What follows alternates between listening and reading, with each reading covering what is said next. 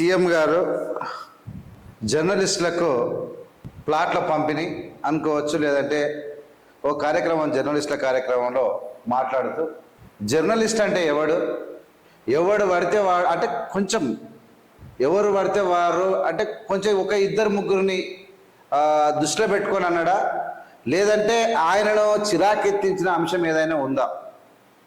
సరే, అంశం ఏదైనా అననైతే అన్నాడు.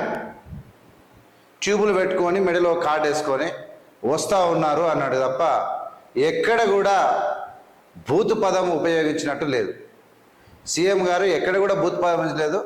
యాక్చువల్గా ఎవరు అవునన్నా కాదన్నా కేసీఆర్ చేసినటువంటి తీవ్ర నష్టం రాష్ట్రానికి, ఆయన యొక్క పాలన విధానం, అవినీతి, అప్పులు, నిరుద్యోగం, అహంకారం, అభివృద్ధి శూన్యమైన విధానాల మీద రియాక్ట్ అయినటువంటి యూట్యూబర్లందరికీ కృతజ్ఞతలు చెప్పాలి. నిజంగా మీరు అందరిలేక సైలెంట్గా ఉంటే బాగుండేది కాదు, ప్రశ్నించే తత్వం పెరగాలి అనే విధానం మీద ఖచ్చితంగా ఆ విషయంలో రేవంత్ రెడ్డి గారు బహిర్గతంగా మాట్లాడి మీ అందరికీ పేరు పేరునని పిలిచి అని ప్రత్యేకంగా చెప్పకపోవచ్చు, కానీ ఆయనకు ఒక కృతజ్ఞత భావం ఉంది.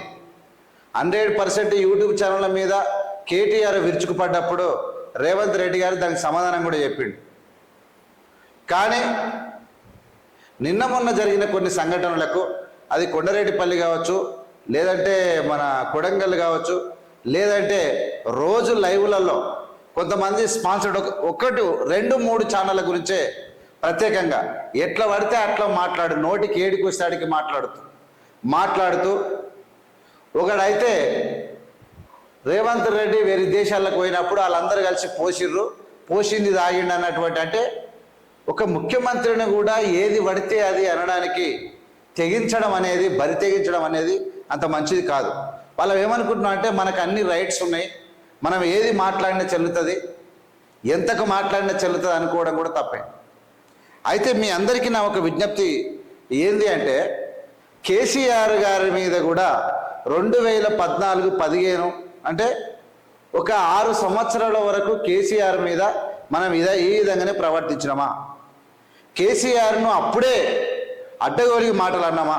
అంటే ఒక ప్రభుత్వానికి 5 సంవత్సరాలు ప్రజలు అవకాశం ఇచ్చినా 5 నెలలు కూడా అవకాశం ఇవ్వకుండా ముఖ్యమంత్రి ఏర్పడి ప్రమాణ స్వీకారం చేసినప్పటి తెల్లారి నుంచి దుమ్మెత్తిపోయడం మనకు కరెక్టేనా అనే అంశాల మీద ఖచ్చితంగా మనం మాట్లాడుకుందాం.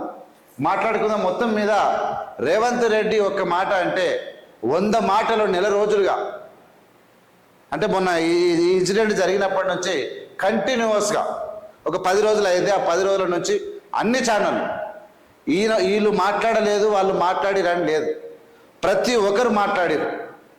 ఇలా YouTube versus main channel, satellite channel అన్నట్టు అయిపోయింది.